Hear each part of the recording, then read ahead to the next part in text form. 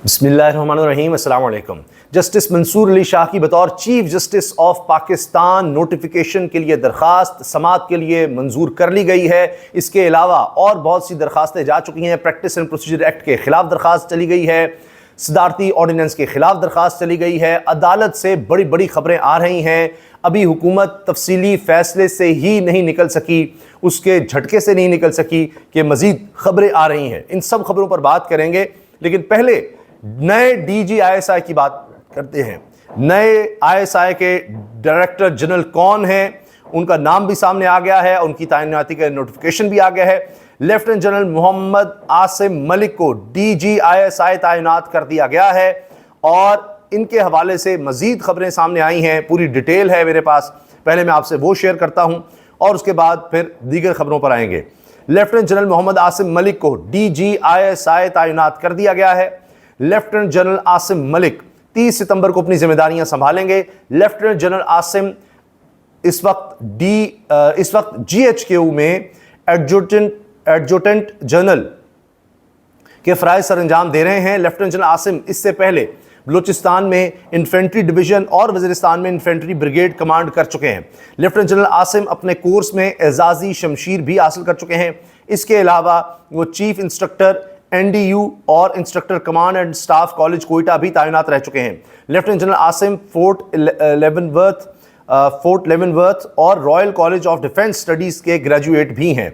अब इससे पहले जनरल नदीम अंजुम थे और उनको गालिबन एक्सटेंशन दी गई थी। अब वो रिटायर हो रहे हैं और उनकी जगह अब लेफ्टिनेंट जनरल मोहम्मद आसिम मलिक को डीजीआईएसआई तैनात कर दिया गया है। अब ये एक बड़ी तैनाती है। पाकिस्तान में जो मौजूदा सूरत हाल है और मौजूदा हालात हैं, उनमें भी इसको बहुत अहम तैनाती के तौर पर देखा जा रहा है। और इससे पहले नदीम अंजुम साहब डीजीआईएसआई थे और वो काफ़ी अर्सा इस पोस्ट पर काम कर चुके और फिर उसके बाद उनकी एक्सटेंशन की भी खबर आई थी और फिर उन्होंने कुछ अर्सा कंटिन्यू किया और अब आ रहे हैं जी लेफ्टिनेंट जनरल आसिम मलिक साहब और अब ये जिम्मेदारियां संभालेंगे बतौर डीजीआईएसआई। अब आ जाइए, जो मैंने अर्ज़ किया आपसे कि बड़ी बड़ी खबरें आ रही हैं अदालती महाज से। एक तो जनाब जो खबर है वो ये, लाहौर हाई कोर्ट में जस्टिस मंसूर अली शाह की बतौर चीफ जस्टिस पाकिस्तान तकर्री का नोटिफिकेशन जारी करने के लिए दरखास्त पर समाअत हुई। अदालत ने जस्टिस मंसूर अली शाह का बतौर चीफ जस्टिस नोटिफिकेशन जारी करने पर रजिस्ट्रार ऑफिस का एतराज़ कलअदम करार दे दिया। अदालत ने रजिस्ट्रार ऑफिस को मरकजी दरखास्त समाअत के लिए मुकर्रर करने का हुक्म दिया है।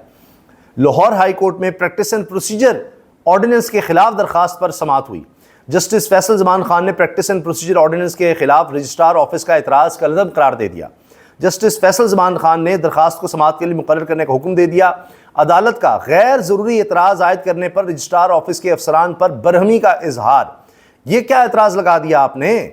विफाकी हुकूमत ने एक ऑर्डिनेंस जारी किया है तो ये कहीं भी चैलेंज हो सकता है, अदालत की तरफ से कहा गया। रजिस्ट्रार ऑफिस आइंदा गैर ज़रूरी एतराज़ात आयद करने से गुरेज करे। ये जनाब अदालत की तरफ से रिमार्क्स सामने आए हैं। इसमें जनाब और ख़बर सुनिए तफसीली फ़ैसले के हवाले से। फ़ैसले में लिखा है कि ये पैराग्राफ नंबर 102 है। पाकिस्तान की अवाम का हक़ है कि हर जज ईमानदारी से इनका मुकदमा सुने, फ़ैसला करे। फ़ैसला करने से कबल बिला तकल्लुफ़ बातचीत एक दूसरे की राय को सुनना चाहिए। बेशक अना को ठेस पहुँचे, गुस्सा आए, लेकिन एहतराम और शाइस्तगी बरकरार रहनी चाहिए।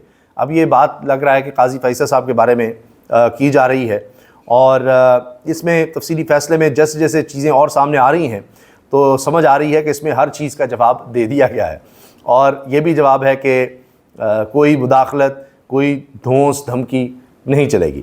दीगर खबरें सुनिए। प्रैक्टिस एंड प्रोसीजर ऑर्डिनेंस के खिलाफ दरखास्त समाअत के लिए मंजूर हुई है। लाहौर हाई कोर्ट में इसका मैंने जिक्र किया। इसके अलावा इमरान खान की चीफ जस्टिस के खिलाफ प्रैक्टिस प्रोसीजर कमेटी में दरखास्त दायर। इमरान खान भी एक दरखास्त लगे हैं काजी फाइज ईसा के खिलाफ, इसकी तफसील पर भी आएंगे।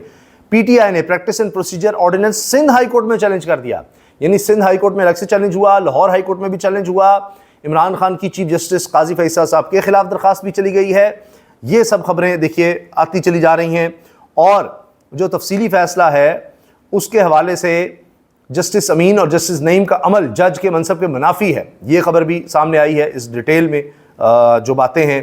अच्छा, और इसके साथ साथ एक और बात कि ये भी कहा जा रहा है अब फवाद चौधरी साहब की तरफ से कि अगर 5 दिन में मंसूर अली शाह की तकरीर का नोटिफिकेशन नहीं होता तो वकला लॉन्ग मार्च का ऐलान करें और तहरीक इंसाफ, JUI जमीयत उलमा इस्लाम, जमात इस्लामी और GDA यानी ग्रैंड डेमोक्रेटिक अलायंस इस लॉन्ग मार्च का हिस्सा बने। आईनी तरमीम पाकिस्तान के आइन से खिलवाड़ और बुनियादी ढांचे तबाह करने की खौफनाक साजिश है, ये जनाब फवाद चौधरी साहब ने कहा है। तफसीली फैसले की एक और खबर सुनिए। दौरान समाअत सुन्नी इत्तेहाद कौंसिल के वकील की जानिब से जब वाज़े करने की कोशिश की गई कि किन हालात में PTI के उम्मीदवारों ने सुन्नी इत्तेहाद कौंसिल में शमूलियत इख्तियार की, तो बेंच के कुछ फाजिल मेंबरान ने वकील को रोकते हुए कहा, यानी काजी फैसल साहब की यहाँ बात हो रही है, कि वो सुन्नी इत्तेहाद कौंसिल का केस पेश करें ना कि PTI का। बसद एहतराम हमारी राय में PTI और सुन्नी इत्तेहाद कौंसिल ने मखसूस हालात में सुन्नी इत्तेहाद कौंसिल की शमूलियत पर एक ही मौक़िफ़ अपनाया था। तो इसमें हर बात का जवाब सामने आता चला जा रहा है इस तफसीली फ़ैसले में। और यहाँ तक के जो 9 सवालात उठाए हैं काजी फैसल साहब ने, जो डिप्टी रजिस्ट्रार का नोट लिखा, उस हवाले से इलेक्शन कमीशन ने 12 जुलाई के हुक्म पर वजाहत की इस्तदा की थी। ये जवाब है। अब इस तफसीली फैसले में लिखा है कि इलेक्शन कमीशन ने 12 जुलाई के हुक्म पर वजाहत की इस्तदा की थी। इलेक्शन कमीशन को पैराग्राफ समझ नहीं आ रहा था जो हुक्मनामे के ज़रिए वाज़े किया। इसके लिए तमाम फरीक़ैन को नोटिस की ज़रूरत नहीं। जिन्हें समझ नहीं आ रहा था इन्हें समझा दिया, ये सुप्रीम कोर्ट ने कहा है कि जी क्यों ये कोई नोटिस नहीं दिया गया, क्यों कोई कॉज लिस्ट जारी नहीं हुई, कमेटी में मामला क्यों नहीं आया, ये वजाहत देने से पहले ये क्यों नहीं हुआ, वो क्यों नहीं हुआ। 9 नुकात थे, उनका जवाब भी इस तफसीली फैसले में आ गया है। इसमें सबकी तसल्ली करवाई गई है, इलेक्शन कमीशन की भी, काजी फैसल साहब की भी, हुकूमत की भी, सबकी।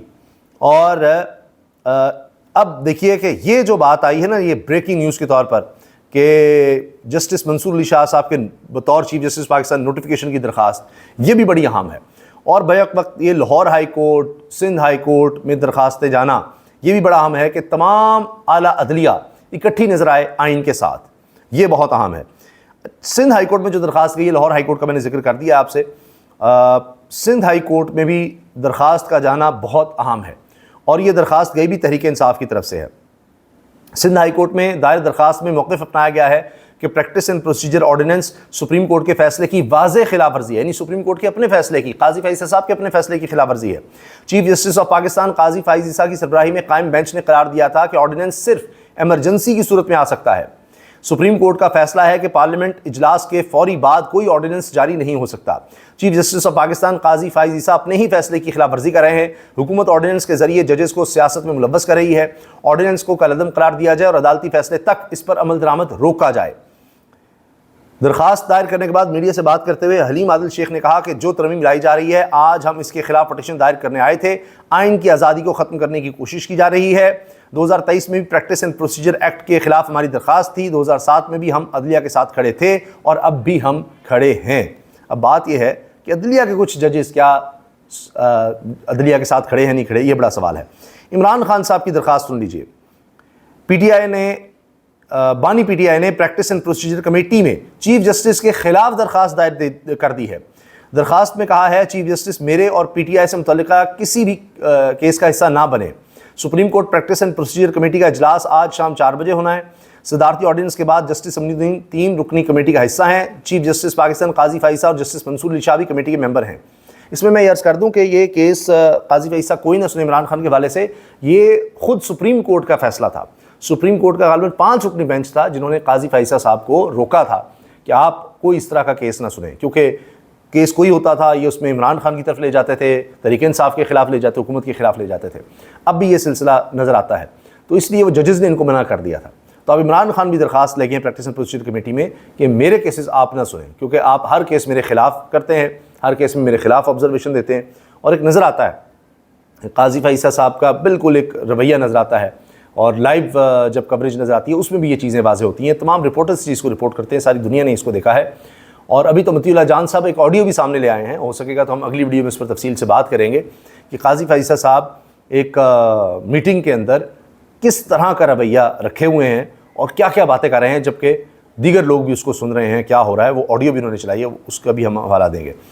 अच्छा, इजलास के एजेंडे में आर्टिकल 63 नजर सानी दरखास्तों को समाअत के लिए मुकर्रर करना भी शामिल है। आते ही नहीं, ये कमेटी को चेंज करने का मकसद ये थे और सब बता रहे थे, और आते ही उन्होंने वो कहा है कि 63A के हवाले से अब नया को बेंच बनाएं ताकि उसमें कहा जाए कि ये जो हॉर्स ट्रेडिंग है ये कर लें आप, कोई मसला नहीं है, आप अपना वोट कास्ट कर सकते हैं।